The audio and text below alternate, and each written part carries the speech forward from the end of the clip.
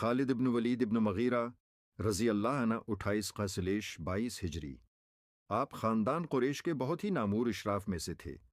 ان کی والدہ حضرت بی بی لباب صغری رضی اللہ تعالی عنہا ام المؤمنین حضرت بی بی میمونہ رضی اللہ تعالی عنہا کی بہن تھیں۔ آپ بہادری اور فن سپہ گری و تدابیر جنگ کے اعتبار سے تمام صحابہ کرام رضی اللہ تعالی عنہم میں ایک خصوصی امتیاز رکھتے ہیں۔ اسلام قبول کرنے سے پہلے ان کی اور ان کے باپ ولید کی اسلام دشمنی مشہور تھی۔ جنگ بدر اور جنگ احد کی لڑائیوں میں یہ کفار کے ساتھ رہے اور ان سے مسلمانوں کو بہت زیادہ جانی نقصان پہنچا، مگر ناگہاں ان کے دل میں اسلام کی صداقت کا ایسا آفتاب طلوع ہو گیا کہ 7 ہجری میں یہ خود بخود مکہ سے مدینہ جا کر دربار رسالت میں حاضر ہو گئے اور دامن اسلام میں آ گئے اور یہ عہد کر لیا کہ اب زندگی بھر میری تلوار کفار سے لڑنے کے لیے بے نیام رہے گی۔ چنانچہ اس کے بعد ہر جنگ میں انتہائی مجاہدانہ جاہ وجلال کے ساتھ کفار کے مقابلہ میں شمشیر بکف رہے، یہاں تک کہ 8 ہجری میں جنگ موتا میں جب حضرت زید بن حارثہ وہ حضرت جعفر بن ابی طالب و حضرت عبداللہ بن رواحہ رضی اللہ تعالی عنہم تینوں سپہ سالاروں نے یو کے بعد دیگر جام شہادت نوش کر لیا تو اسلامی فوج نے ان کو اپنا سپہ سالار منتخب کیا اور انہوں نے ایسی جانبازی کے ساتھ جنگ کی کہ مسلمانوں کی فتح مبین ہو گئی۔ اور اسی موقع پر جبکہ یہ جنگ میں مصروف تھے، حضور اکرم صلی اللہ تعالی علیہ وآلہ وسلم نے مدینہ منورہ میں صحابہ رضی اللہ تعالی عنہم کی ایک جماعت کے سامنے ان کو سیف اللہ، اللہ کی تلوار کے خطاب سے سرفراز فرمایا۔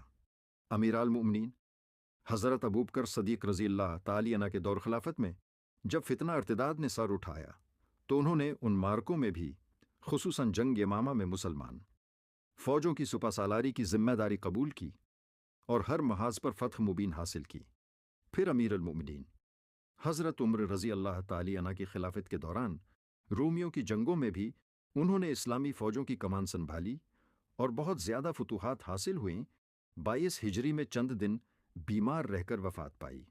ایک موتا کی جنگ کے دوران خالد بن ولید نے بازنطینیوں کے خلاف مسلم فوجوں قیادت کی اور انہوں نے 629 سے 630 میں مکہ کی مسلمانوں کی فتح اور 630 میں حنین کی جنگ کے دوران مسلم فوج کے تحت بدویوں کی قیادت کی۔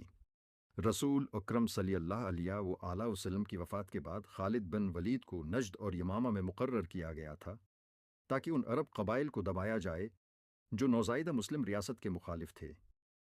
اس مہم کا اختتام بالترتیب 632 میں جنگ بزاخہ اور 633 عیسوی میں یمامہ کی جنگ میں عرب باغی رہنماؤں طلیحہ بن خویلد اور مسیلمہ کذاب پر خالد بن ولید کی فتح پر ہوا۔